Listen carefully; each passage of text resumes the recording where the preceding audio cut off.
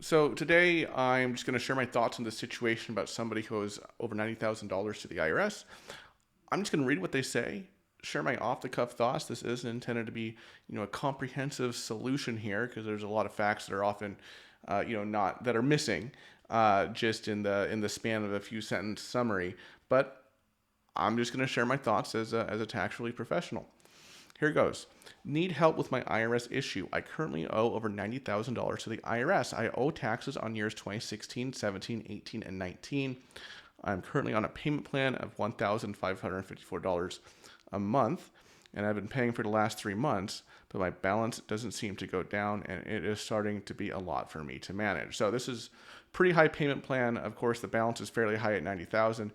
This sounds to me like a full pay installment agreement. I can't say for sure without knowing exactly how much of the 90,000 is spread across 16, 17, 18, and 19, because obviously 2016 is going to fall off absent any tolling events in 2027. But this sounds like a full pay to me. It sounds like maybe this individual called the IRS and threw out a number, and the IRS said, "Well, this is what we'll accept, 1554." It sounds like a full pay installment agreement to me.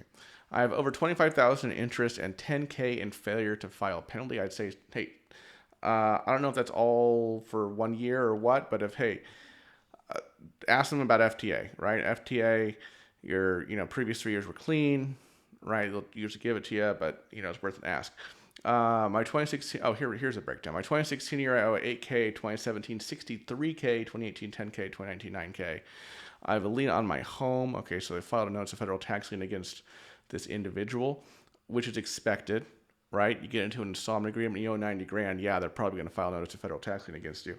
And it's been hard for me to buy another home or just take out a HELOC. I'm just not sure what to do. My 2023 income has been the lowest in the last 10 years. Should I negotiate this payment plan? I would say, yeah. If you're facing tax cash flow issues right now and you cannot afford to make this $1,554 payment every month, even though you previously agreed to it, you can strike up those negotiations with the IRS again. Now, before it didn't sound like much of a negotiation. I'm guessing, sir or ma'am, that you just kind of called the IRS and just, okay, this is what it is, and you agreed to it, and not much negotiation back and forth. Yes, you can negotiate the amount down based on your financial situation, okay? So I'd say yes, if you're struggling with cash flow, that is definitely something you should look at doing or hiring a professional to help you with. My accountant said that since I own a home and offering compromise won't even be accepted, that I just shouldn't even try. Maybe, but you got to know kind of how the math works. I think there's kind of a misconception that, if you owe a home, you're not going to qualify for an offer in compromise. Depends how much equity you have in it, right? You owe $9,000 to the IRS.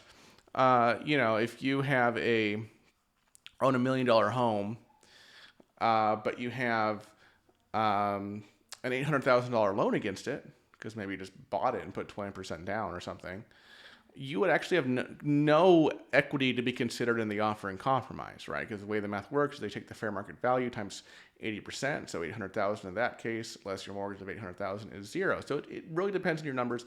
I think I made a video about this, about how the effect of owning a home on offer in compromise. Link to that video at the top of the screen if you want more information on that. So your accountant might be right about that, but they might be wrong. You got to run the numbers. Just frustrated. I want to make this right. I just don't know how to begin. When I'm paying this down, interest keeps piling up. Tired of this keeping me up at night. So yeah, I would say, look, if you're really struggling right now, your income is the lowest it's been in the last 10 years. Look, the 2016 debt, it depends how low your income is, but you'll probably end up paying that off. But that 2017 debt of 63,000, assuming you filed that on time, which you may not have because there's a failure to pay penalty involved here. But, let's say you filed that 2017 return in 2018, that debt's going to fall off in about 4 years in 2028, right? So if you can stay into some kind of nice little PPIA here, right?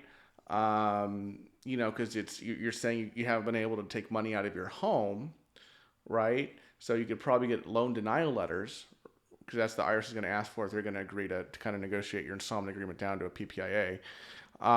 You might end up with some of that $63,000 debt in 2017 just falling off in 2028, right? If you stay in this PPIA and your financial situation doesn't improve. over the course of the next 4 years. Because, the IRS, they can review these PPIAs. It's in the statute, every 2 years. They don't always do it, though. They do it less. They kick people out of PPIAs less frequently, and they kick people out of CNC, right, in our experience. So, those are just my off-the-cuff thoughts. Again, it's not a comprehensive analysis of your tax situation. If you wanted that, you'd have to pay us here at Choice Tax Relief for that kind of guidance, which you can certainly do. Give us a call at Choice 866-8000-TAX. It's 866-8000-829. Or visit our homepage, choicetaxrelief.com. Fill out the form, and we will reach out to you. I also have some other tax relief videos here on the left-hand side of the screen that may be of interest to you, whether you owe $90,000, $9,000, $900,000, or $9 million. Thanks so much for watching, everybody. See you in the next video. Bye-bye.